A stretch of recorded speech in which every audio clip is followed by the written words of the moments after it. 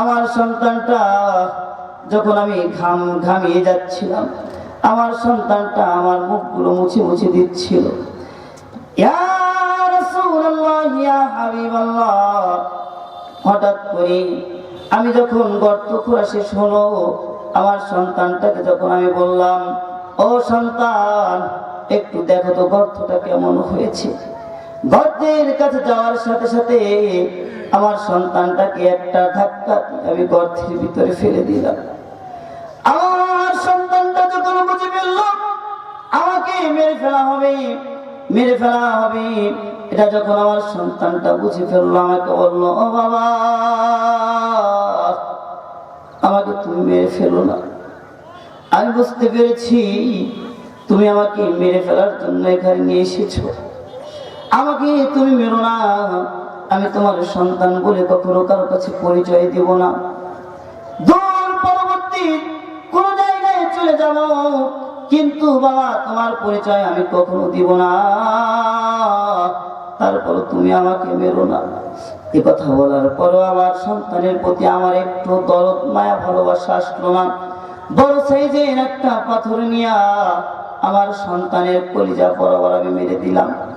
আমার সন্তানটা একটা চিৎকার মারলো, বাবা, ও বাবা। তারপরও আমার মনের ভিতরে একটু দয়া আসলো না, আমি পাথরগুলো দিয়ে চলে আসলাম। ইয়া রাসূলুল্লাহ, ইয়া হাবিবাল্লাহ, আজও আমি ঘুমাতে পারি না আমার সেই সন্তানের কথা মনে করে।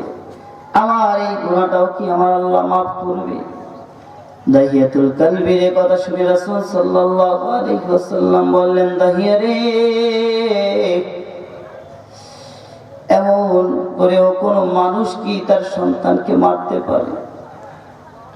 কিন্তু দাহিয়া, তুমি শুনিয়া নাও, ঈমান আনার সাথে সাথে আল্লাহ তাআলা রব্বুল আলামিন তোমার জিন্দেগীর সমস্ত গুনাহগুলোকে মাফ করে দিয়েছে। জোরে জোরে বলুন না সুবহানাল্লাহ।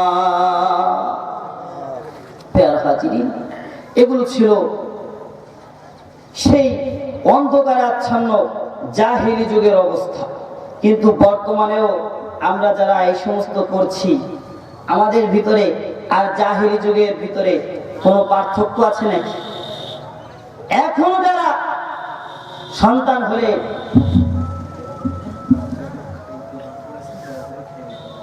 মেহেরবানি করে যাদের খানা খেতে বাকি আছে আপনারা খেয়ে নেন ইনশাআল্লাহ।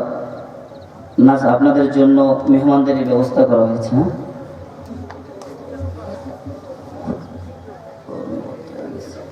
ঠিক আছে।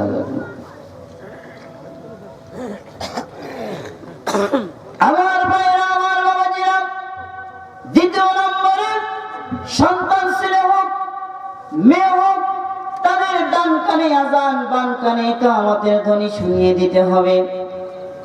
শোয়াইবুল ঈমানের ভিতরে এসেছে আল্লাহর হাবিব সাল্লাল্লাহু আলাইহি ওয়াসাল্লামের কন্যা মা ফাতেমা রাদিয়াল্লাহু তাআলা আনহা যখন তার সন্তান হযরত হাসানকে প্রসব করলেন, আল্লাহর হাবিব সাল্লাল্লাহু আলাইহি ওয়াসাল্লাম নিজেই তার কানের কাছে নামাজের আযানের ন্যায় আযান শুনিয়ে দিলেন। জোরে জোরে বলুন না সুবহানাল্লাহ।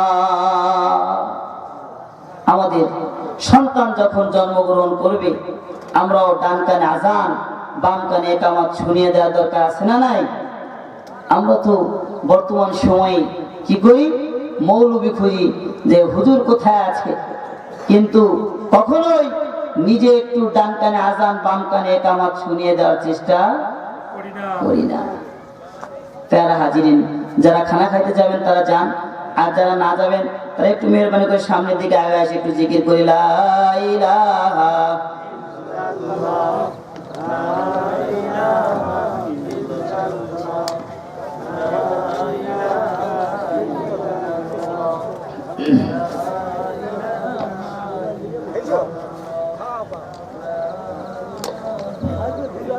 ইল্লাল্লাহ, লা ইলাহা ইল্লাল্লাহ, লা ইলাহা। আসিয়া খেলিল প্রেমের খেলা, ফেরাউন দিল তারে কত জ্বালা, এত জ্বালা দিল রে ফেরাউন, ছাড়লো না তবু ইল্লাল্লাহ, লা ইলাহা লা ইলাহা লা ইলাহা ইল্লাল্লাহু মুহাম্মাদুর রাসূলুল্লাহ সাল্লাল্লাহু। হাজির, যে কথা বলতেছিলাম, সন্তান হওয়ার পরে 7 দিনের মাথায় সন্তানের আকিকা করে দিতে হবে। ফতোয়ায়ে স্বামীর ভিতরে এসেছে ছেলে সন্তান হলে 2টি বকরি 2টি খাসি, অথবা যদি মেয়ে সন্তান হয় 1টি, এটা দ্বারা আকিকা করে দিতে হবে। মাথায় অল্প কিছু চুল হয়, এই চুলগুলো হলক করে এই পরিমাণ সোনা অথবা রূপা আল্লাহর রাস্তায় সদকা করে দেওয়ার দরকার আছে না নেই? এই পরিমাণ সোনা অথবা রূপা আল্লাহর রাস্তায় সদকা করে দিলে আল্লাহ তাআলা রব্বুল আলামিন এই সন্তানকে সমস্ত রকম রোগ বালাই থেকে মুক্ত রাখবে ইনশাআল্লাহ। এরপরে সন্তানের সুন্দর একটা নাম রাখতে হবে। আল্লাহর নবী সাল্লাল্লাহু আলাইহি ওয়াসাল্লাম সাহাবায়ে কেরামকে ডেকে বললেন, ও আমার সাহাবারা, তোমাদের যখন সন্তান হয়ে যায় তাদেরকে সুন্দর এবং অর্থবোধক নাম রাখো। আমার ভাইরা, আমার বাবাজিরা, এই পৃথিবীর মানুষগুলো সুন্দর এবং অর্থবোধক নাম রাখতে চায় না, এমন উদ্ভট কিছু নাম রাখে এই সমস্ত নামের ব্যাপারে কোরআন হাদিসে কোথাও পাওয়া যায় না।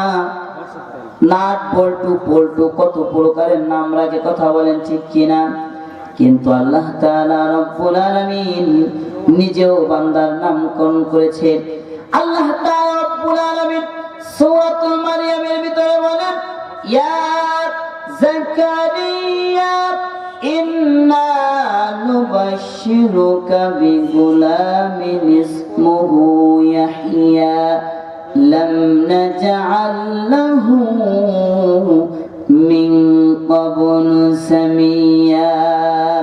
হে যাকারিয়া, আমি আল্লাহ রব্বুল আলামিন তোমাকে একটি পুত্র সন্তানের সুসংবাদ দিচ্ছি, যার নাম হবে ইয়াহইয়া।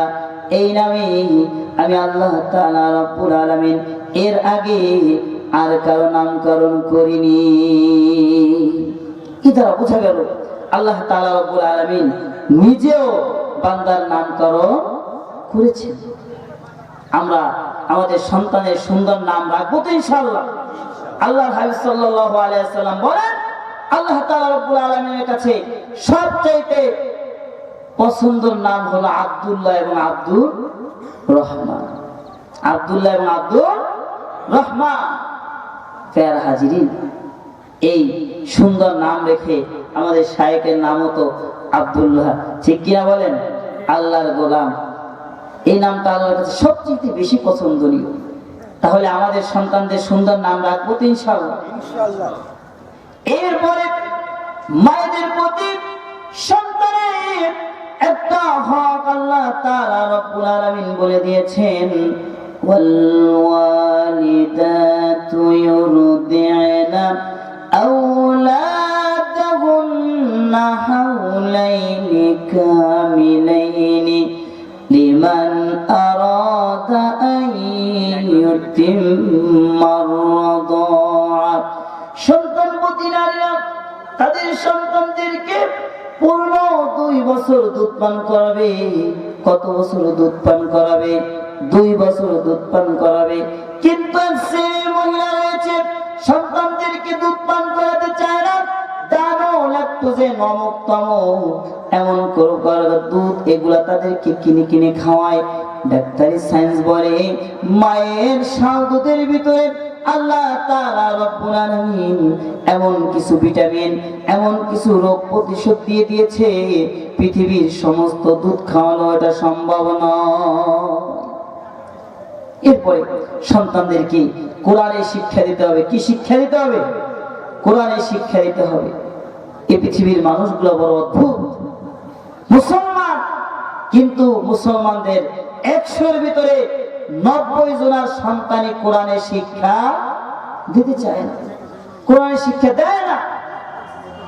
তাদের সন্তানদেরকে সকালবেলা মক্তবে, একটা মক্তবে দেখবেন অল্প কিছু ছাত্র আসে, বেশি ছাত্র আসে না, পাঠায় না।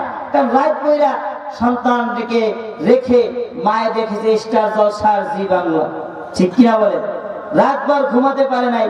এই জন্য সকালবেলা ফজরের সময় ঠিক মতো উঠতেও পারে না, ফজরের নামাজ নিজেও পড়ে না, আর সন্তানদেরকে মক্তবে পাঠাবে, ঠিক কিনা? এক শ্রেণীর মহিলা আছে না? কিন্তু আগেরকার জামানায় এত শান্তি কেন ছিল? আগেরকার মা বোনদেরকে আমরা দেখছি যে তারা সকাল হলে সন্তানদেরকে মক্তবে পাঠিয়েছে, আর তারা নিজেরাও ঘরে কোরআন পড়েছে কিনা আপনারা দেখছেন না বাজান? কিন্তু বর্তমান সময়ে কেউ পড়ে? বর্তমানে আর এই কোরআনের আওয়াজ পাওয়া যায় না, যায় নাকি? কোরআনের আওয়াজ পাওয়া যায় না। বর্তমানে ঘরের কাছ দিয়ে গেলে টিভির আওয়াজ পাবেন, কিন্তু কোরআনের আওয়াজ খুঁজে পাবেন না। কিন্তু আগের কালে এক সময়ে যে মা বোনেরা যারা মুরব্বী ছিলেন তারা কোরআন পড়েছেন কি পড়েন নাই? পড়েছে। আমাদের সন্তানদেরকে কোরআন শিক্ষা দেওয়ার দরকার আছে না? না, আমার বাবাজিরা, সন্তানদেরকে নামাজ পড়ার জন্য বলতে হবে। আল্লাহর হাবিব সাল্লাল্লাহু আলাইহি ওয়াসাল্লাম বললেন, তোমাদের সন্তানের বয়স যখন 7 বছর হয়ে যায় তাদেরকে নামাজ আদায়ের কথা বলো। তাদের বয়স যখন 10 বছর হয়ে যায় কিন্তু তারা নামাজ আদায় করে না, তাদেরকে তোমরা লাঠি দ্বারা আঘাত করো। আর